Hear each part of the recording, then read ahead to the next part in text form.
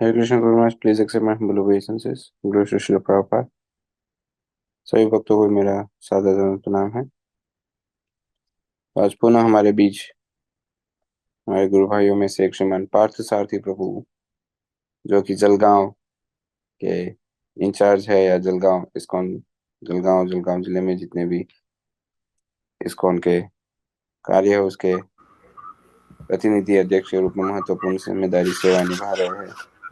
विशेष रूप से श्रीमान पार्थ सारथी प्रभु व्यक्तिगत रूप से श्रीमान राधे श्याम प्रभु से अपने आध्यात्मिक जीवन की ट्रेनिंग प्रशिक्षण प्राप्त किए हैं। तो आज हमारे बीच पुनः प्रभु जी उपस्थित है, तो सभी से अनुरोध है, नाम जप को विराम देकर ध्यान पूर्वक आज का टॉक श्रवण कीजिए। पिछले बार जब प्रभु जी ने टॉक दिया था प्रभुपाद के ग्रंथों के विषय पर, काफी रोचक उनका प्रेजेंटेशन रहा था। तो आशा है आज भी प्रभु जी इंटरेस्टिंग पॉइंट्स हम सभी को बताएंगे, सिखाएंगे। तो सभी से अनुरोध है, नाम जप को विराम देकर ध्यान पूर्वक आज का टॉक श्रवण कीजिए। ज्यादा समय न लेते हुए पाठ सारथी प्रभु से अनुरोध करते हैं, आज का टॉक प्रारंभ करें प्रभु जी। हरे कृष्णा।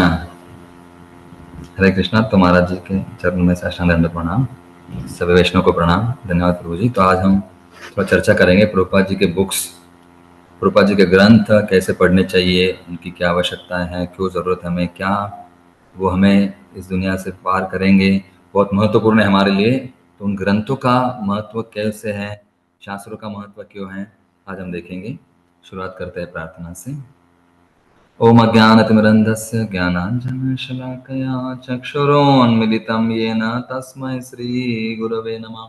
श्रीचैतन्यमनोभीष्टं स्थापितं येन भूतले स्वयं रूपा कदा मह्यं ददाति स्वपदान्तिकं। नमः ओं विष्णुपादाय कृष्णप्रेष्ठाय भूतले श्रीमते भक्तिवेदान्त स्वामिनिति नामिने। नमस्ते सारस्वते देवे गौरवाणी प्रचारिणे निर्विशेषा शून्यवादी पाश्चात्य देश तारिणे। वाञ्छाकल्पतरुभ्यश्च कृपा सिन्धुभ्य एव च पतितानां पावनेभ्यो वैष्णवेभ्यो नमो नमः। जय श्री कृष्ण चैतन्य प्रभु नित्यानंद, श्री अद्वैत गदाधर श्रीवासादि गौर भक्त वृंद। हरे कृष्णा कृष्णा कृष्णा हरे हरे, हरे राम राम राम हरे हरे। हरे कृष्णा। तो सभी भक्तों का स्वागत है आज के इस जपा टॉक में, कि जो हम चर्चा करते हैं हमारे जपा के लिए। जो टॉक है, महाराज जी कहते हैं कि हमें जपा के लिए बड़ा महत्वपूर्ण है, क्योंकि सुनने से, श्रवण करने से हमारे भक्ति में भी और जपा में भी लाभ होता है, सुधार होता है। महाराज जी प्रयास कर रहे हैं हम लोगों को आगे बढ़ाने के लिए, ताकि हम लोग अच्छा जप करें और अच्छी सेवा करें। विशेष करके इस मैराथन में, महीने में, मैराथन का जो महीना है, बहुत हम लोग प्रचार कर रहे हैं, ग्रंथ वितरण हो रहा है। तो इन ग्रंथों का, शास्त्रों का क्या महत्व है, विशेष करके प्रभुपाद जी के ग्रंथ, उनके बारे में हम आज जानेंगे। तो कुछ स्लाइड्स है हमने जो बनाई है संक्षिप्त में।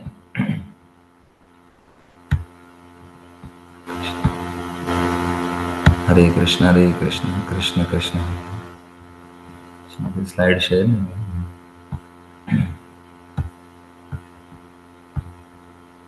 हरे कृष्ण कृष्ण कृष्ण हरे हरे, हरे राम।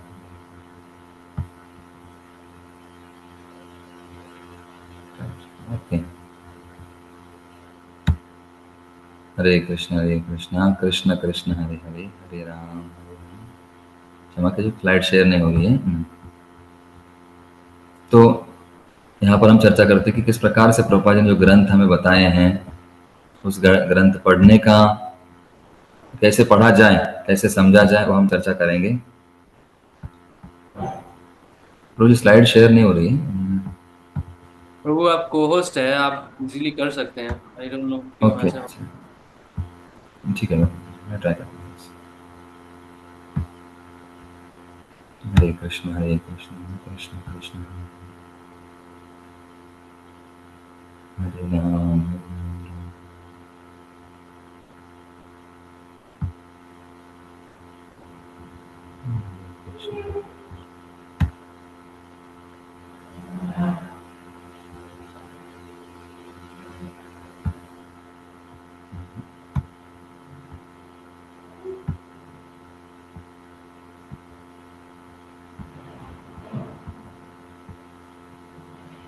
तो ठीक है, कुछ तकलीफ हो रही है यहाँ पे।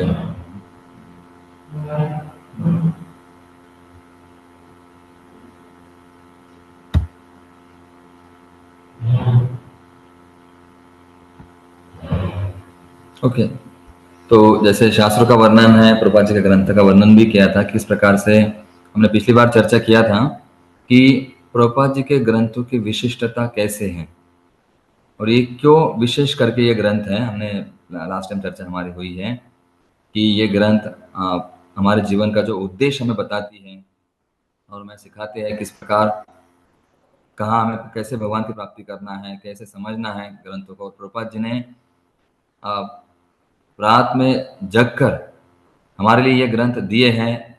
और देखिए है पूरा जो सब शास्त्र है, ऐसे तो 4 वेद हैं, उपवेद हैं, 108 उपनिषद हैं, इतिहास है, महाकाव्य है, उनको हम पढ़ नहीं सकते, लेकिन प्रभुपाद जी ने पूरा सार हमें प्रदान किया है इन ग्रंथों के द्वारा, क्योंकि हमें सब चीज़ें पढ़ने की आवश्यकता नहीं, सब कुछ हमें प्रभुपाद जी ने सार रूप में दिया है। पिछली बार हमने ये चर्चा की है कि प्रभुपाद जी के ग्रंथों की विशिष्टता, और ये एज इट इज़ है, यथारूप है, जैसे भगवान ने कहा वैसे हमें ये प्रभुपाद जी ने दिया है। आज हम थोड़ा देखेंगे कि ये ग्रंथ हमें पढ़ना क्यों आवश्यकता है और इसका महत्व क्यों है। क्योंकि हम देखते हैं कि प्रभुपाद जी ने विशेष करके बीबीटी जो संस्था स्थापन की है, क्योंकि उनके द्वारा मतलब प्रभुपाद जी के निर्देश में ही सारे ग्रंथ बने हैं, प्रिंट किए गए हैं, और जो चित्र हैं उस जो भी चित्र ग्रंथों में होते हैं, प्रभुपाद जी ने स्वयं कहा this pictures are windows of the spiritual world. मतलब जो भी चित्र हम देखते हैं प्रभुपाद जी के ग्रंथों में वो साधारण नहीं है। वो जो चित्र देखकर हम लोग देखते रहते हैं और ऐसा लगता है कि साक्षात भगवान है, जैसे गोवर्धन लीला हो या फिर माखन चोर लीला हो, कृष्ण के जो भी चित्र हैं, क्योंकि वो प्रभुपाद जी के शिष्यों ने निकाले हैं और प्रभुपाद जी के मार्गदर्शन में। और स्वयं प्रभुपाद जी लगभग ऐसा है कि प्रभुपाद जी देख रहे थे कृष्ण कैसे हैं, कैसे गोवर्धन उठाया, तो वैसे प्रभुपाद जी ने वर्णन किया और प्रभुपाद जी के शिष्यों ने वो निकाले चित्र। और जो भी चित्र हैं वो साधारण नहीं है, वो कहा जाता है कि windows to the spiritual world, कि हम लोग उस चित्र के द्वारा झांक सकते हैं कि गोलोक में या वृंदावन में क्या हो रहा है आध्यात्मिक जगत में। उन चित्रों के द्वारा भी हम लोग भक्ति प्राप्त कर सकते हैं, कई लोग आकर्षित हो जाते हैं। इस प्रकार से वो ग्रंथ हैं।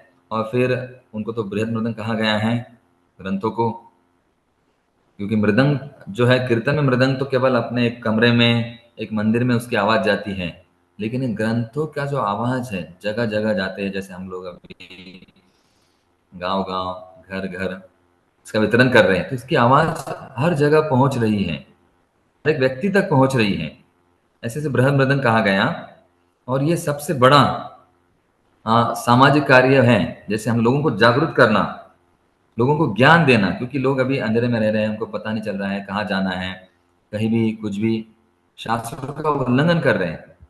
जैसे हम देखते हैं भगवद गीता में कहा गया 16वें अध्याय में 23 और 24, वहां पर दैवी और आसुरी गुणों के बारे में वर्णन किया गया है। दैवी लोग कौन है? जो शास्त्र का पालन करते हैं। जैसे कई बार कुछ भक्त कहते हैं सूर मतलब कौन? सूर और असुर। सूर मतलब जो भगवान के सुर में सुर मिलाते हैं, मतलब भगवान का जो सुनते हैं, भगवान के शास्त्र जो बताया हुआ ज्ञान है, निर्देश है, उपदेश है, उसके अनुसार जो कार्य करते हैं, चलते हैं, उनको सुर कहा गया है, देवता, दैवी। और फिर वहां पे 16वें अध्याय में 23वें श्लोक में कहा गया है यह शास्त्र विधि उत्सृज्य वर्तते कामकारता न स सिद्धिम अवाप्नोति न सुखम न पराम गतिम। क्योंकि जो कोई व्यक्ति शास्त्रों के आदेशों की अवहेलना करता है और मनमाने ढंग से कार्य करता है, उसे न तो सिद्धि, न सुख, न ही परम गति प्राप्त हो जाती है। मतलब शास्त्र का पालन करना बहुत जरूरी है। जैसे हम कहते हैं आईटीसी कोर्स में पढ़ाया जाता है कई बार, शस धातु से शास्त्र, शिष्य और शासन 3 शब्द आते हैं।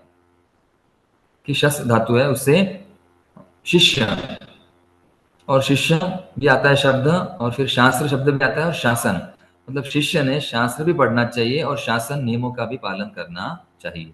और प्रभुपाद जी तो कई बार कहते हैं शिष्य मतलब शिस्त, उसने नियमों के अधीन होना चाहिए, नियमों का पालन करना ही चाहिए, और शास्त्र पढ़ना ही चाहिए, और शासन में रहना ही चाहिए।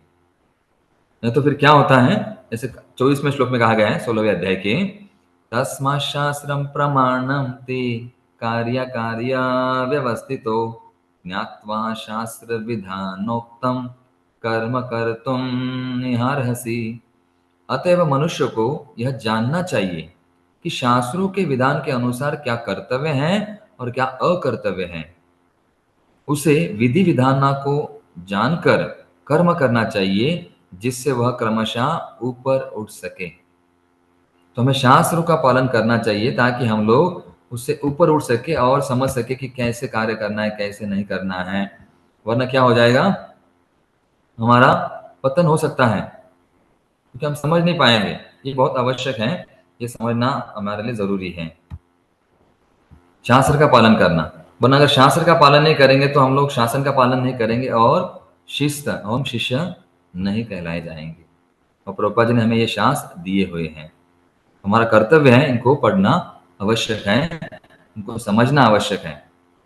और आगे भी हमने चर्चा की, हमने देखा था और कहा गया है कि ये बुक्स आर द बेसिस, ये फाउंडेशन है हमारी संस्था का, हमारी प्रगति का, और ये मजबूत नींव है।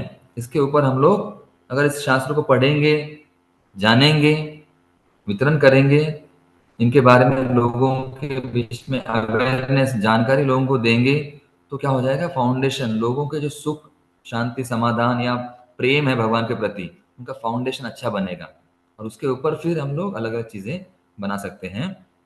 और ये माया के विरुद्ध, अगला कहा गया कि it is a war against maya, ये माया के विरुद्ध युद्ध है। शास्त्र जब पढ़ते, शास्त्र मतलब शस्त्र का काम करता है, हमें माया के विरुद्ध लड़ सकते हैं। शास्त्र पढ़ने के बाद क्या माया है, क्या भगवान की मतलब योग माया है, क्या महामाया है, कौन सा डिस्क्रिमिनेशन, वो भेद हम लोग कर सकते हैं, क्या अच्छा है भक्ति के लिए, क्या बुरा है, क्या अनुकूल है, क्या प्रतिकूल है। इस प्रकार से माया के विरुद्ध ये युद्ध है, हम जान सकते हैं, जानकारी हमें प्राप्त होती है शास्त्रों के द्वारा, प्रभुपाद जी के ग्रंथों के द्वारा। और फिर अगला आता है कि श्रील भक्ति सिद्धांत सरस्वती ठाकुर, उन्होंने, हम पिछली बार भी चर्चा किया था, उन्होंने जब बाग बाजार वहाँ पर एक गौड़ी मठ बनाया कोलकाता में, तो कई भक्त अपने अपने कमरों के प्रति आसक्त हुए थे। उनके कोई शिष्य भक्तिदान ठाकुर ने कहा कि जो मार्बल है निकाल दीजिए, उसके ग्रंथ लाइए और पुस्तक प्रिंट कीजिए और वो वितरित कीजिए, वो जरूरी है, उसके ग्रंथ बनाओ, क्योंकि लोग वरना सुविधा सुख उसके लिए आसक्त हो जाएंगे। और फिर जो मुख्य उद्देश्य है शास्त्रों को पढ़ना, शास्त्रों का वितरण करना, ग्रंथ को समझना, तो वो भगवान के बारे में भक्ति वो दूर हो जाएगा धीरे धीरे। इसलिए श्रील भक्ति सिद्धांत सरस्वती ठाकुर उन्होंने कहा था जो भी मार्बल है वो निकाल दीजिए और वहां ग्रंथ भरिए।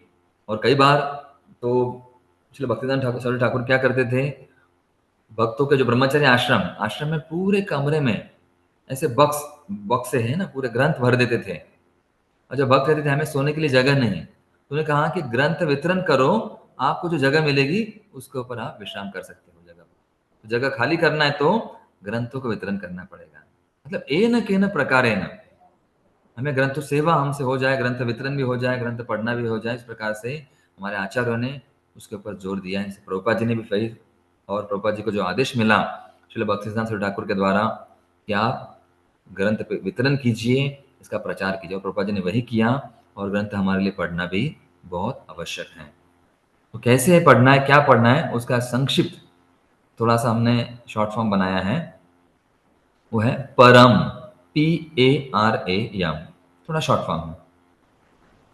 तो कैसे है परम, PARAM, पी फॉर पी मतलब मैं शुरुआत में बताता हूं, फिर धीरे धीरे चर्चा करेंगे। तो पी है प्रे, प्रे मतलब प्रार्थना। ए है अटेंशन, ध्यान। तो पुस्तक मतलब कैसे पढ़ना है, इसके इफेक्टिव वे, प्रभावी तरीके। तो प्रे प्रार्थना, ए अटेंशन, आर है रेगुलर, नियमितता से, नियमित पढ़ना है। और अगला ए है एसोसिएशन, संगति में। संगति में और ज्यादा उसका प्रभाव, आनंद मिलता है। और फिर अगला यम है मर्सी, ये दया। भगवान की दया हम लोग आकर्षित कर सकते हैं, कृपा प्राप्त कर सकते हैं गुरु, वैष्णव, हरि और आचार्यों की। तो हम देखते हैं शुरुआत में धीरे धीरे एक एक शब्द लेते हैं। PARAM, ठीक है। Pray, attention, regular, association and mercy. तो पहला पी आता है फिर परम का, ये परम कार्य है, पढ़ना भी वितरण करना भी। तो ये पहला पी जो है प्रे मतलब प्रार्थना। तो हमें प्रार्थना मतलब किस भावना से ग्रंथ को पढ़ना है, तो हमें प्रार्थना, हमारे मन की स्थिति विकसित करनी चाहिए। और पढ़ना शुरू करने से पहले, जैसे कोई भी कार्य हम करते हैं तो उसके पूर्व हम लोग प्रार्थना करते हैं, वंदना करते हैं, भगवान से आह्वान करते हैं, हम विनती करते हैं, कहा जाता है ना। तो उसके पहले तैयारी करना आवश्यक है। तो प्रार्थना, तो कोई भी ग्रंथ पढ़ने के पहले, प्रभा जी के ग्रंथ हम लोग निकालेंगे, पहले होना चाहिए, ग्रंथ होना चाहिए पहले, और फिर उसे खोलना चाहिए और पढ़ने के पूर्व प्रार्थना करना है, क्योंकि मन की स्थिति को विकसित करना है।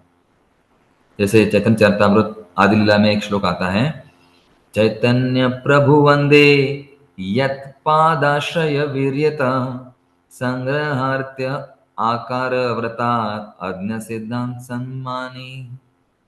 वहां कहा गया चैतन्य चरितामृत आदि लीला में तीसरा अध्याय पहला प्यार 3.1, मैं श्री चैतन्य महाप्रभु को सादर प्रणाम करता हूँ।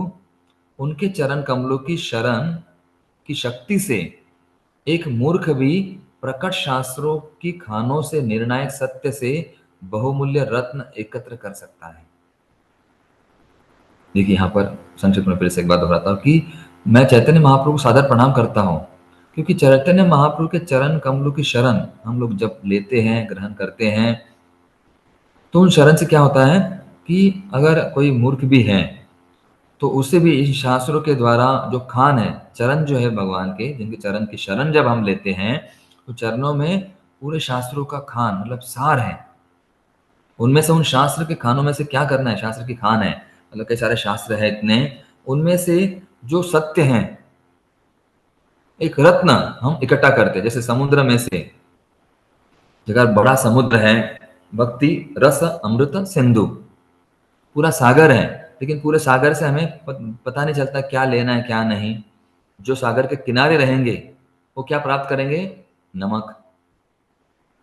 थोड़ा सा जो और गहराई में जाएंगे तो कुछ मछलियां, छोटे छोटे प्राणी जो भी जल के अंदर जलचर। थोड़ा और गहराई में जाएंगे तो बड़े बड़े मछलियां, शार्क। और गहराई में अगर जाएंगे हम लोग नीचे, तो क्या प्राप्त करेंगे, रत्न या फिर मोती। तो इस प्रकार से हमें जितना और गहरा जाना है, तो चैतन्य महाप्रभु के चरणों में सब ये पूरे शास्त्रों की खान है। तो अगर हम लोग चैतन्य महाप्रभु वाले शास्त्र जो पढ़ते हैं, और जो शास्त्र चैतन्य महाप्रभु चरणों के पास हम लोग बैठे हैं, वहां से हम लोग ने रत्न इकट्ठा कर रहे हैं, बटोर रहे हैं। तो चैतन्य प्रभु वंदे यत पादाश्रय वीर्यता। तो चैतन्य महाप्रभु के चरणों में अगर शास्त्र हम पढ़ते हैं, महाप्रभु के चरणों में पहुंचते हैं, और महाप्रभु के चरणों में है, तो शास्त्र हमें पढ़ना चाहिए। ऐसे यहाँ पर कहा जा रहा है प्रार्थना। और हम हर बार जैसे प्रभुपाद जी ने ग्रंथ लिखे हैं, पढ़ने के पूर्व प्रार्थना करना चाहिए कि प्रभुपाद जी ग्रंथ पढ़ने से मुझमें भक्ति विकसित हो सके, मेरा मन नियंत्रित हो सके। मैं एक सेवा है, पढ़ना भी एक सेवा है। प्रभुपाद जी ने इतने मेहनत से जो ग्रंथ लिखे हैं, वितरित किए हैं, स्वयं प्रिंट किए हैं, और कुछ पैसे बचाने के लिए प्रभुपाद जी पैदल चलते थे, अलग अलग जगह से पेपर लाते थे, और जो कहाँ सस्ता मिलेगा, कहाँ अच्छा प्रिंट होगा, स्वयं एडिटिंग करते थे, प्रूफ रीडिंग करते थे, स्वयं वितरित करते थे, और स्वयं प्रभुपाद जी ढोते थे, लेकर जाते थे। तो ऐसे ग्रंथ वहाँ पढ़ने से पूर्व प्रार्थना कि प्रभुपाद जी आपकी कृपा हमें मिले, हमारा मन ये ठीक रहे, विचलित ना हो, और ध्यानपूर्वक हम लोग भक्ति कर सके और भगवान की प्राप्ति कर सके। यह पहला प्रार्थना। फिर आगे आता है ए। तो ए का अर्थ है एसोसिएशन, समझ गए, अटेंशन। अटेंशन आता है। फिर दूसरा जो है अटेंशन, तो ध्यान। तो ध्यान पूर्वक, जैसे हम कहते हैं सावधानी पूर्वक, कई बार महाराज जी भी दोहराते हैं ना, अटेंशन कहाँ जाते हैं तो लोग तैयार हो जाते हैं, या फिर विश्राम। तो फिर अटेंशन हमें जब भी ध्यान पूर्वक कोई भी कार्य हम करते हैं, जैसे जब भी करना है तो सावधानी पूर्वक, ध्यान पूर्वक। और जब हम गाते हैं प्रभुपाद जी की गुरु पूजा, गुरु वंदना, वंदो मोई सावधान मते, कि हमारी मति सावधान होनी चाहिए। हमारे मति मतलब बुद्धि, ध्यान पूर्वक, क्योंकि प्रभुपाद जी फाउंडर आचार्य है, संस्थापक आचार्य है, कोई भी कार्य हम कर रहे हैं तो हमारी मति सावधान होना बहुत आवश्यक है, वरना फिर हम बाहर पढ़ते हैं, नजर हटी दुर्घटना घटी। ऐसे हो सकता है, अगर हमने ध्यान नहीं दिया, सावधान अगर नहीं रहे तो समस्या हो सकती है। हमें सावधान रहना है, अटेंशन कि प्रभुपाद जी ने ये किस लिए लिखे हैं, क्यों लिखे हैं, क्यों पढ़ना है। तो हम बिना ध्यान के कृष्ण को नहीं समझ सकते, बिना सावधानी पूर्वक हम लोग भगवान को नहीं समझ सकते हैं, क्योंकि कृष्ण भावना इतनी सरल और सहज है कि हमारे हाथ से छूट भी सकती है। प्रभुपाद जी कहते हैं Krishna consciousness is simple but not easy. ये सरल है, केवल जप करना है, लेकिन हर दिन जप करना है। केवल पढ़ना है लेकिन हर दिन पढ़ना है, वो कठिन है। तो वो समझना जरूरी है कि ये बहुत सरल है, सहज है, लेकिन हर दिन बार बार वही करना थोड़ा कठिन जाता है, कोई भी कार्य। तो हमें, अगर भगवान को हम लोग बिना सावधानी के नहीं समझ सकते हैं, नहीं प्राप्त कर सकते हैं, वरना दुर्योधन भी भगवान को देख रहा था, कौरव भी भगवान को देख रहे थे। देखना तो बड़ी बात नहीं है, लेकिन देखने के बाद क्या कर रहे हैं, कितना समझ रहे हैं। अर्जुन भगवान और पांडव भी भगवान को देख रहे थे, लेकिन वो समझ रहे थे भगवान पूर्ण पुरुषोत्तम कृष्ण है। और कौरव के पक्ष में होते हुए भी भीष्म पितामह जानते थे कि भगवान कृष्ण पूर्ण पुरुषोत्तम है, इसलिए उनको महाजन कहा गया है। विरुद्ध पक्ष में होते हुए भी, तो कौन सी भी स्थिति में हम लोग हैं, मन स्थिति में हैं, तो थोड़ा पहले प्रार्थना कर कर ध्यान या अटेंशन सावधानी पूर्वक हमें रहना चाहिए, क्योंकि देखिए भीष्म पितामह सावधानी पूर्वक कार्य करते थे। जैसे कई बार हम भी, अगर अलग अलग परिस्थिति होगी, अलग अलग मनस्थिति होगी और अलग अलग उपस्थिति होगी, कहीं ना कहीं हम मीटिंग में होते हैं, कहीं और जगह होते हैं, बाहर होते हैं, मार्केट में होते हैं, कहाँ उपस्थिति अलग होती है, फिर परिस्थिति अलग होती है, या फिर मनस्थिति हमारी अलग होती है, तो उस समय हमें प्रार्थना करके थोड़ा सावधान रहना आवश्यक होता है। चाहे मन विचलित हो या ना हो, तो प्रयास करना चाहिए कि सामने कौन सा कार्य है, पढ़ना है तो पढ़ना ही है। एक वाक्य कहते हैं ना, chant while you chant, play while you play, eat while you eat. जैसे हमें अगर प्रसाद ले रहे हैं तो प्रसाद लेते ही रहना है, चैंटिंग जब करना है तो चैंटिंग करना है सावधानी पूर्वक। तो अगर कुछ खेलना है, बाहर जाना है, अपनी नौकरी, तो उस समय सावधानी पूर्वक करना आवश्यक है। तो ये सावधान होना जरूरी है। जो मन से शुद्ध नहीं है, कोई भी व्यक्ति मन से पूर्व नहीं हो सकता, मतलब शुद्ध हमें होने के पूर्व हमें प्रयास करना चाहिए। यदि वो कर्म से शुद्ध नहीं है तो वो मन से भी शुद्ध नहीं होगा। तो कर्म भी हमारा उस प्रकार अच्छा होना चाहिए ताकि उसका असर मन पर होना ना हो ज्यादा। कोई कार्य करते हुए शुद्धता हमें पालन करना जरूरी है, सावधानी पूर्वक। जैसे अगर हम लोग पढ़ रहे किताब, तो अच्छा साफ सुथरा जगह पर किताब को भी रखना है, हमें भी पढ़ना है, प्रयास करना है, क्योंकि एक भावना है, सेवा के तौर पर हमें प्रयास करना चाहिए। और जैसे हम लोग कोई भी कार्य, नियमित भोजन, नियमित नींद के लिए, तो इसलिए भगवान को समझने के लिए हमें सावधानी पूर्वक रहना बहुत आवश्यक है। ये हो गया अटेंशन। थोड़ा आगे जाते हैं, रेगुलर। परम का PAR, आर है रेगुलर, नियमितता। जैसे हम भोजन करते हैं, कब करते हैं? एकादशी की एकादशी नहीं, हर दिन 2 बार, सुबह शाम, या फिर 3 बार, ब्रेकफास्ट लंच डिनर, नियमित करते हैं कि नहीं? तो थोड़ा सा समय इधर उधर हो गया तो हमारा विचलित हो जाता है मन, अच्छा हमें लगता नहीं है। तो इसीलिए नियमितता, रेगुलरिटी बहुत आवश्यक है, हमारी भक्ति में भी बहुत जरूरत है। तो नियमित का अर्थ क्या है कि रोजाना, हर दिन पढ़ सकते हैं, या किसी वक्त को समय नहीं मिलता है तो कम से कम, अगर कम से कम है ना, हर दिन पढ़ना तो आवश्यक है, लेकिन साप्ताहिक, हर सब हफ्ते में एक दिन हम निकाल कर, जब दिन छुट्टी होती है, पूरे 6 दिन का हम लोग उस समय पढ़ सकते हैं, साधना कर सकते हैं। अगर जिनको हर दिन अगर कोई आधा घंटा पढ़ रहा है तो बहुत अच्छी बात है, अगर नहीं हो रहा है तो फिर हफ्ते में एक दिन, जिस दिन छुट्टी होती है, समय हमारे पास है, पूरे 3.5 घंटा या 3 घंटा, 2-3 घंटे उस किताबों में हमें डूब जाना है। तो ये नियमित हो जाता है। सप्ताह में भी एक बार पढ़ सकते हैं अगर समय रोजाना नहीं है तो, और या समय समय पर जब भी हमें अवसर प्राप्त होता है, कहीं पर भी हम लोग हैं, किताब, छोटी किताब हमारे बुक बैग में होनी चाहिए, जैसे हम कहते हैं ना बुक डिस्ट्रीब्यूशन के 42 तरीके, तो उसके लिए पहले हमारे पास बुक्स होने चाहिए। तो पढ़ने के लिए बुक्स होने के लिए क्या होना है, हमारे बैग में छोटा सा कोई ना कोई किताब होनी ही चाहिए प्रभुपाद जी की, चाहे जन्म मृत्यु से परे या पुनर्जन्म का रहस्य, कुंती महारानी, कोई ना कोई किताब छोटा सा हमारे बैग में होगा तो हम लोग निकाल कर पढ़ेंगे। अगर नहीं है तो फिर कैसे पढ़ेंगे। तो समय समय पर पढ़ सकते हैं, जब भी समय मिले, मौका मिले, अवसर प्राप्त हो, पढ़ना चाहिए। वेटिंग है, स्टेशन पर है, ट्रेन लेट है या फ्लाइट लेट है, कहीं ना कहीं हम लोग पढ़ सकते हैं, या बिना सप्ताह के भी पढ़ सकते हैं हम लोग। अगर आप सप्ताह में हर रविवार को भी या किस दिन छुट्टी होती है, फेस्टिवल होता है, या मंदिर में हम लोग रुके हैं, तो वहाँ भी पढ़ सकते हैं जब भी समय है।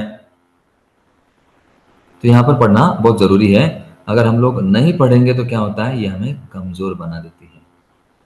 We become a sage by page, कि हर पन्ना अगर हम पढ़ते तो धीरे धीरे पेज बाय पेज पढ़ने से हम लोग सेज बन जाते हैं।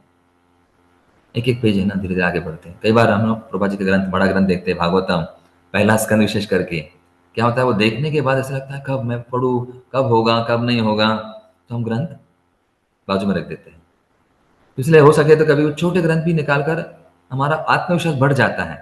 कई बार हम कुछ भक्तों को कहते हैं कि छोटा ग्रंथ पढ़िए, गीता सार, रसराज कृष्ण, वो पढ़ने से हमारा आत्मविश्वास बढ़ जाता है। देखो मैंने पढ़ लिया, एक किताब मेरी हो गई पूरी। तो ऐसे पढ़ने से आत्मविश्वास बढ़ जाता है, फिर धीरे धीरे हम लोग बड़ा किताब भी पढ़ सकते हैं।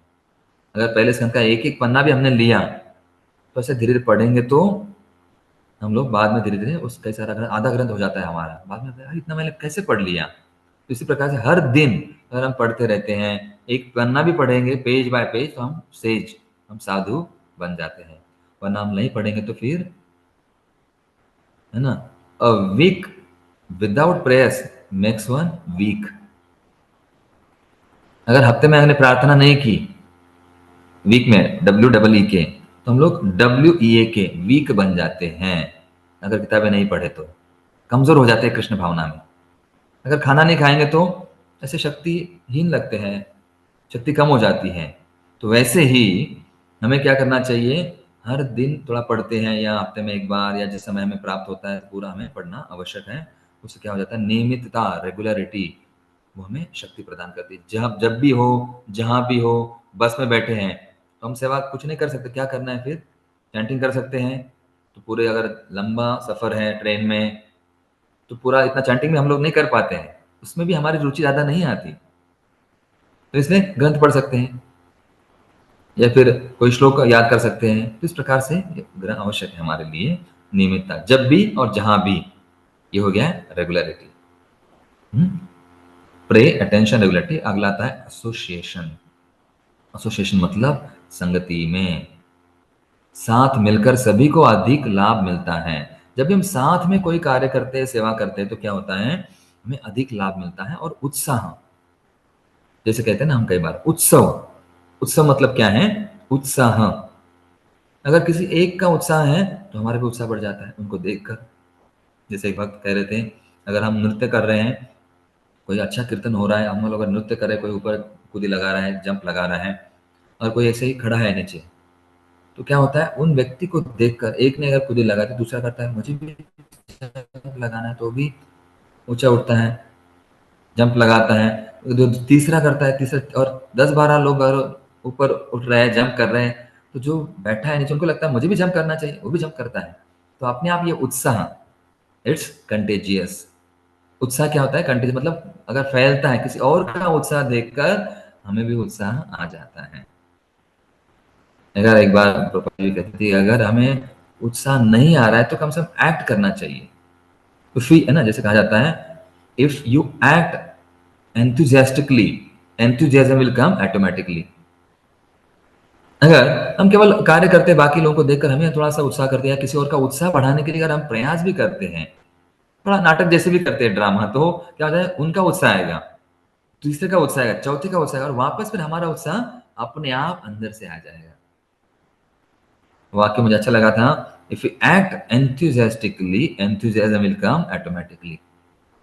जैसे कोई गाड़ी को धक्का लगाते हैं ना, तो तुरंत धक्का लगाएंगे गाड़ी को, तो धक्का लगाते लगाते गाड़ी शुरू हो जाती है और अपने आप ही चलने लगती है। उसी प्रकार से हमें भी शुरुआत में मंद सुमंद मंद भाग्य उपद्रता, हमारा स्वभाव है कलयुग में सबका। तो धीरे धीरे अपने आप के लिए प्रयास करना है, ढोना है, धकेलना है। तो फिर उत्साह और संगति में क्या होता है, हम अगर सबका उत्साह तो एक बार कम नहीं हो सकता है, किसी और का, किसी ना किसी के भक्त का उत्साह होता ही है। कोई ना कोई अच्छा पढ़ता है, पढ़ने में मग्न हो जाता है, ध्यानपूर्वक पढ़ता है, नोट से नोट्स निकालता है, तो उनको देखकर हमारा उत्साह आता है। और या अगर अगर कोई हमें संगति के लिए नहीं मिल रहा है, तो किसी जिनको रुचि है पढ़ने में, उनके साथ जाकर बैठना चाहिए। तो अपने आप हम भी किताब खोल कर रखेंगे। अगर ज़्यादा बातें करने लगे तो कहेंगे नहीं नहीं आप भी पढ़ो, मुझे पढ़ना है, क्योंकि उनको रुचि है, तो हमें भी रुचि वो आ जाएगी। तो अध्ययन के लिए कोई अपना साथी ढूंढना चाहिए। संगात संजायते कामा। तो इसलिए हम लोग किसी संघ में अगर रहेंगे किसी के साथ, तो उनको पढ़ने की अगर अच्छी आदत है, तो हमें भी वो आदत लग सकती है, हमें भी वो अच्छा रुचि आ जाती है। या समूह में पाठ करना है, तो उसे कोई ना कोई पढ़ता रहता है, उससे और उत्साह हमारा बढ़ता है। भक्तों का समूह होना चाहिए, 3-4 भक्त एक साथ अगर आते हैं तो और आनंद, चर्चा करते अगर कई बार पढ़ेंगे, एक पन्ना पढ़ते हैं कि मैंने ये पढ़ा, इसमें से आपने क्या सीखा, फिर वो भी कहेंगे हाँ ये मैंने पढ़ा, मुझे ये अच्छा लगा। अगर देखिए, अगर हम ग्रुप डिस्कशन जैसे उसे कहते हैं, 3-4 लोगों ने एक ही पन्ना पढ़ा, तो हर एक का विचार अलग अलग होगा, उससे सार जो है अलग अलग आ सकता है। और कोई जो मुद्दा है, कोई पॉइंट है, कोई बिंदु है, अगर हमें समझ में नहीं आएगा, तो वो उस व्यक्ति के द्वारा हमारे समझ में आ जाएगा। तो अलग का जो परसेप्शन है, दृष्टि है, अलग अलग होता है। तो इसीलिए साथ में चर्चा करने से और भी उसमें आनंद बढ़ता है और रस मिलता है, गहराई में हम लोग जाते हैं, अमृत गाढ़ा होता है, ऐसे कहेंगे ना। और सच्चे भक्तों की संगति में जप या अध्ययन या पढ़ना चाहिए। अगर जो गंभीर भक्त है, जो अच्छी तरह से पढ़ रहे हैं, अच्छी तरह से जप कर रहे हैं, उनके साथ जाकर हम बैठ भी गए, तो उनका असर हमारे ऊपर हो जाता है। यही संगति का लाभ है, एसोसिएशन। एसोसिएशन से क्या होता है, हमारे अंदर भी वो विश्वास, वो श्रद्धा, वो भक्ति अपने आप आ जाती है। अगला देखते हैं हम लोग, मर्सी, कृपा या दया। तो प्रभुपाद जी के जो ग्रंथ हैं, हमें कृपा करने की, यही कृपा प्रभुपाद जी ने जो प्रयास किए हैं, जो उन्होंने अपनी मेहनत करके भगवान की कृपा हमारे पास लाकर दी है, तो हमारे लिए बड़ी बात है। अगर हम वो पढ़ते हैं, तो एक प्रकार से हमारे मतलब प्रभुपाद जी की कृपा आकर्षित करने के हम लोग प्रयास कर रहे हैं। ग्रंथ वितरण भी करते हैं, तो प्रभुपाद जी कृपा हमें मिल जाती है, पढ़ते भी हैं तो कृपा मिल जाती है। जैसे प्रभुपाद जी कहते हैं ना, if you want to please me distribute my books. अगर आपको मुझे प्रसन्न करना है तो मेरे ग्रंथों का वितरण करो। If you want to know me read my books. अगर आपको मुझे जानना है तो ग्रंथों को पढ़ो। और if you want to show your love cooperate amongst yourself. अगर आपको मुझमें प्रेम दिखाना है मेरे प्रति, तो अपने आप में सहयोग कीजिए। ऐसे प्रभुपाद जी ने कुछ चीजें मंत्र बताए गए हैं। तो प्रभुपाद जी को प्रसन्न करने के लिए ग्रंथ वितरण करना है, प्रभुपाद जी को जानने के लिए ग्रंथ पढ़ना है, और प्रभुपाद जी का प्रेम प्राप्त करने के लिए या प्रेम प्रभुपाद जी के प्रति दिखाने के लिए हमें एक दूसरे को सहयोग करना आवश्यक है। तो ये आवश्यक यहाँ पर है। दया, प्रभुपाद जी कृपा हमें प्राप्त कर सकते हैं। और कृपा मतलब क्या, कि जो हम, जिसके लिए हम पात्र नहीं है, बिना पात्रता के मिल जाना, मतलब कृपा है। तो ये मर्सी, दया। और जैसे एक उदाहरण आता है, हम कॉलेज में पढ़ते थे, E = mc², है ना, एनर्जी का वो इक्वेशन है, समीकरण है। तो E मतलब एंडेवर, अगर हम प्रयास करते तो मर्सी स्क्वायर, है ना, mc² मतलब मर्सी स्क्वायर। अगर हम प्रयास करते तो कृपा हमें डबल, ज्यादा प्राप्त होती है। तो प्रयास करते रहना है, जो हम दामोदर लीला में भी देखते हैं। थोड़ा सा प्रयास बहुत सारी कृपा को आकर्षित करता है। जैसे देखिए, छोटा बालक अगर कहीं चीज कोई उठा रहा है, तो हम अगर दूर से देख रहे हैं तो शुरुआत में हम देखते हैं क्या कर रहा है, लेकिन अगर नियमितता से, ध्यान पूर्वक, प्रार्थना पूर्वक अगर वो कर रहा है प्रयास, टेबल कुछ चीज, बड़ी चीज उठाने के लिए, तो हमारे मन करता है कि उनको मदद करो। तो हम भी जाके उनको, नहीं नहीं, उनसे पीछे से मदद करते हैं, तो उनको सपोर्ट, सहयोग करते हैं। तो उसी प्रकार से अगर हम प्रयास कर रहे हैं, तो भगवान की, वरिष्ठ भक्तों की, आचार्यों की, गुरुवर्य की हम लोग कृपा को आकर्षित करते हैं।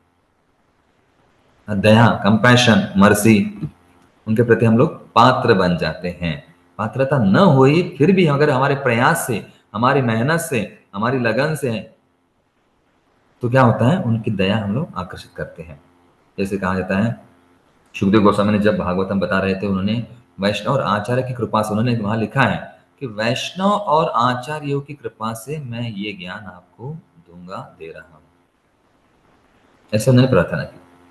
तो उसी प्रकार हमें भी करना चाहिए कि कृपा से, वैष्णव की कृपा से, प्रभुपाद जी की कृपा से हमें ग्रंथ प्राप्त हुए हैं, महाराज की कृपा से ये जूम प्लेटफॉर्म से सब कुछ प्राप्त हो रहा है। तो इसी प्रकार से वैष्णव की कृपा से ही सब ये कार्य हमें प्राप्त होता है। भक्ति में हम लोग आगे बढ़ते रहते हैं, धीरे धीरे आगे बढ़ते हैं, और हमें पता नहीं चलता कि हम कहाँ आ गए। भक्ति में इतना आ गया था कि अरे लगभग गोलोक के दरवाजे पर ही हैं, भगवान के पास पहुंच ही गए हैं। ये होती है वैष्णव के भक्तों की कृपा। अहेतु की अप्रतिहता ययात्मा सुप्रसिद्धति, कुछ हेतु पूर्वक नहीं है, और हमारे में हेतु भी होगा तो वैष्णव कृपा कर देते हैं। जैसे भक्त लोग अभी ग्रंथ वितरण कर रहे हैं, मतलब लोगों के पास जाकर उनको प्रभुपाद जी की कृपा का बक्सा दे देते हैं कि ये लो भगवान का संदेश। हालांकि उनके मन में इच्छा नहीं होती है भगवान के पास जाने की, लेकिन फिर भी वो उनके पास देकर उनके मन में सुकृति बढ़ा देते हैं, उनकी भक्ति, उनका पुण्य कर्मा सत्कर्मा ये बढ़ जाता है उन ग्रंथों के द्वारा। तो ऐसे ये, और बाद में फिर धीरे धीरे ऐसे करते करते वो बटोर लेते हैं कि कृपा, और फिर ऐसे का सुकृति, और सुकृति बढ़ते बढ़ते फिर एक साथ उनका जो अकाउंट है भक्ति का वो खुल जाता है और मंदिर में पहुंच जाते हैं। कैसे पहुंचे, तो ग्रंथ उनके पास पहुंचे, कृपा उनके पास, दया उनके पास पहुंची, और वो मंदिर में पहुंचे। तो ऐसे होता है, हमें ये समझना चाहिए दया। जिस तरह से हम कक्षा में बैठते हैं और ध्यान देते हैं, वह अपने आप में वक्ता की सेवा है। देखिए जैसे भी हम लोग अगर कोई प्रवचन सुना रहे हैं या कोई कथा बता रहे हैं, तो क्या है, उनके सामने जब हम बैठ जाते हैं, वहां अगर ध्यान थोड़ा सा देते हैं, तो क्या होता है, उनके दया के पात्र हम बन जाते हैं, कृपा के पात्र। और अपने आप ये भी सेवा है, और सेवा करने से क्या होता है, उनके प्रति हम अगर प्रवचन में बैठे हैं, शांति से सुन रहे हैं, तो उनको अच्छा लगता है।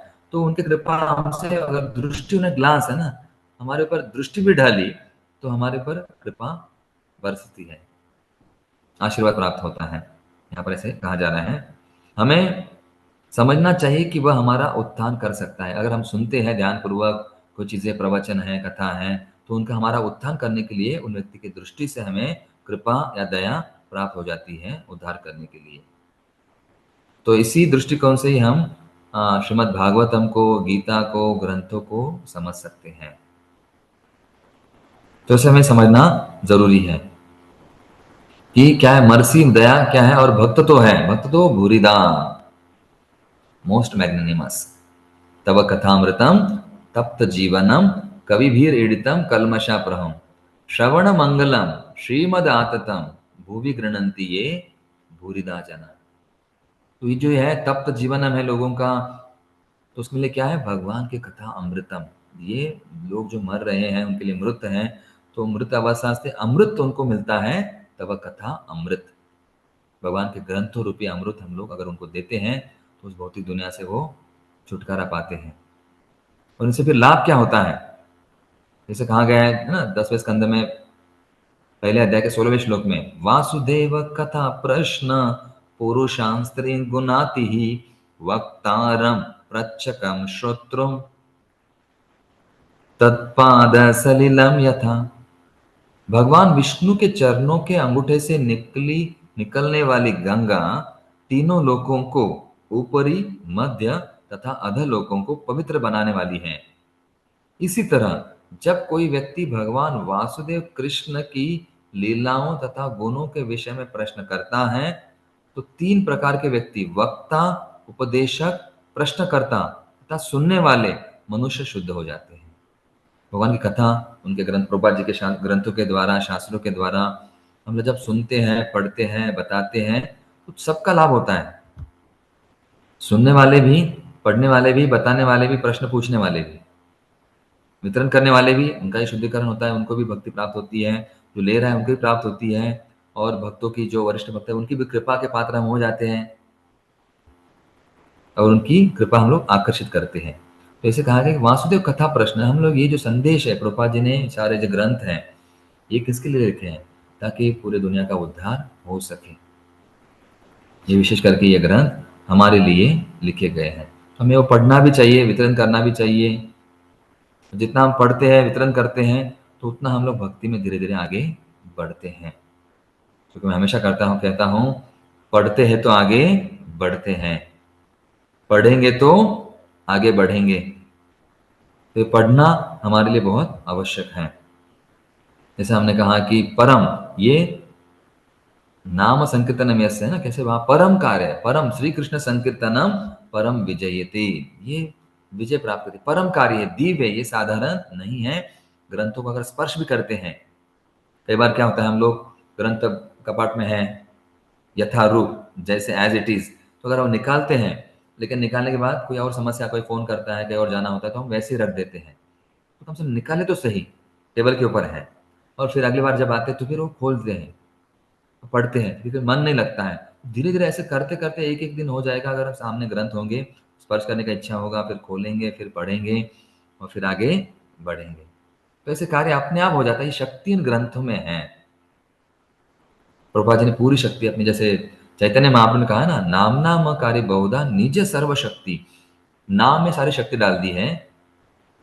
तो प्रभुपाद जी भी कहते हैं कि इन ग्रंथों के द्वारा मैं हमेशा जीवित रहूंगा। तो हम पढ़ेंगे तो प्रभुपाद जी का संग हमें प्राप्त होता है। कई बार भक्त लोग कहते हैं, कई बार भक्तों की इच्छा होती है कि हमें संग नहीं मिल रहा है, मंदिर से दूर है, कहीं और है, हमारे यहाँ भक्त नहीं है, मंदिर नहीं है, ऐसे कई बार भक्त लोग कहते रहते हैं। लेकिन अगर प्रभुपाद जी का ग्रंथ है, मतलब प्रभुपाद जी का सानिध्य प्राप्त हो रहा है। तुलसी महारानी है तो शुद्ध भक्त तुलसी महारानी, प्रभुपाद जी का ग्रंथ है, प्रभुपाद जी का विग्रह है, फोटो है, उसके कारण हमें कितना संग प्राप्त हो रहा है। तो हमारे लिए जरूरी है कि ये भी आवश्यक है। हम लोग नहीं तो कहते कि प्रत्यक्ष रूप में चाहिए, लेकिन अप्रत्यक्ष रूप में अभी ऑनलाइन ये भी हमें प्राप्त हो रहा है, ये भी सुविधा महाराज जी की कृपा से मिल रही है। तो ये भी कृपा, ये दया हम लोग आकर्षित कर रहे हैं। तो ये ग्रंथ हमारे लिए एक संजीवनी है। तो इसे हमें, और हमारा धरोहर है ये, इसके ऊपर हमारा आस्था विश्वास होकर उन्हें रखना चाहिए। और जैसे हमने पिछली बार भी कहा था, ये टाइम बॉम्ब है। टाइम बॉम्ब मतलब योग्य समय पर फूटते हैं, हमें जागरूक कर देते हैं। अगर एक वाक्य भी हमने पढ़ लिया तो हमारे जीवन उद्धार कर सकता है।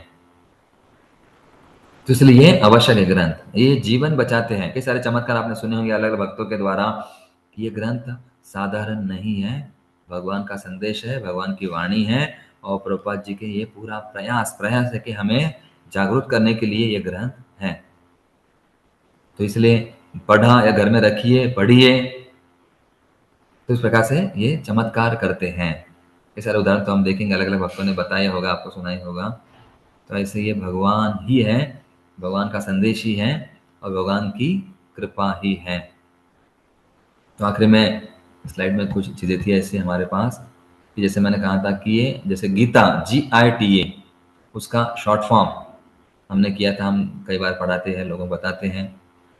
तो क्या है, G फॉर गोल, जीव gives meaning to our life, हमारे जीवन का उद्देश्य हमें प्राप्त करना होता है। ग्रंथों का क्या होता है उद्देश्य, गोल। हमारे जीवन का उद्देश्य है कृष्ण प्राप्ति, भगवत प्रेम, ये गोल। आ है इल्यूमिनेशन, उस उद्देश्य के पास जाते समय हमें मार्ग चाहिए, प्रकाश। कई बार अंधेरे में नहीं जा सकते, हम लोग डरते हैं, तो इल्यूमिनेशन करता है ये गोल प्राप्त करने के लिए। इल्यूमिनेशन, मार्ग प्रकाशित होता है। और टी ट्रांसफॉर्मेशन, और अपने आप हमारे हृदय में धीरे धीरे पढ़ने से, वितरण करने से, उनका सानिध्य प्राप्त करने से, स्पर्श करने से ट्रांसफॉर्मेशन, परिवर्तन आता है। उद्देश्य ज्ञान, इसमें ज्ञान भरा है और ये परिवर्तन कराता है। और आखिरी ए है अराइजेस लव फॉर ऑल, या फिर अफेक्शन भगवान के प्रति, या फिर एक्शन हम लोग कार्य करते हैं। तो यही गीता का और इन ग्रंथों का उद्देश्य है। हमारे जीवन का उद्देश्य क्या है, गंतव्य स्थान, फिर आता है ज्ञान, इल्यूमिनेशन, और हमें परिवर्तन, निर्णय लेने की क्षमता हमें आती है, हम लोग बदल जाते हैं, हमें बदलाव आता है, सुधार आता है। और आखिरी है ट्रांसफॉर्मेशन के बाद अफेक्शन, या भगवान के प्रति, भक्तों के प्रति, या फिर हम लोग एक्शन, कोई ना कोई कार्य करते हैं या फिर अराज arise love for all, Krishna प्रेम हमें जागृत हो जाता है। तो इस प्रकार से हमने देखा इन ग्रंथों के बारे में। ये ग्रंथ कोई साधारण नहीं है, ठीक है। GITA वही गीता सिखाती है और बाकी ग्रंथ भी सिखाते हैं। तो धन्यवाद, मेरा समय हो गया 7:31। कोई प्रश्न है तो आप पूछ सकते हैं या फिर हम लोग रुक जाएंगे। मंदिर में अलग अलग कार्यक्रम भी होते हैं। बोलिए, कोई आई प्रश्न है थिंक तो। विल कंक्लूड प्रभु जी, 7:30 हो चुका है। क्वेश्चंस के ओके लिए सर। बस में नहीं है। तो बहुत बहुत धन्यवाद यस प्रभु सर। जी इस सत्र के लिए। तो आपका धन्यवाद पद्माली प्रभु जी, आपने यह अवसर दिया ताकि मैं कुछ बोल सकूं, मेरा शुद्धिकरण हो। बहुत बहुत धन्यवाद। थैंक यू प्रभु जी। तो आइए थैंक यू प्रभु। परंपरागत पद्धति से महामंत्र का उच्चारण करके श्रीमन पार्थसारथी प्रभु का आभार व्यक्त करते हैं आज के इस सत्र के लिए। हरे कृष्णा हरे कृष्ण कृष्ण कृष्ण कृष्ण हरे हरे, कृष्ण हरे हरे राम राम राम हरे हरे। श्री हरिनाम प्रभु की जय, हरे कृष्ण महामंत्र की जय। श्रील प्रभुपाद की जय, Srila Prabhupada transcendental book distribution की जय। परम पूज्य श्री लोकनाथ स्वामी गुरु महाराज की जय। जो मंदिर की जाओ। सिन्धुभ्यैव च पतितानां पावनेभ्यो वैष्णवेभ्यो नमो नमः। अनंत कोटि वैष्णव की जय।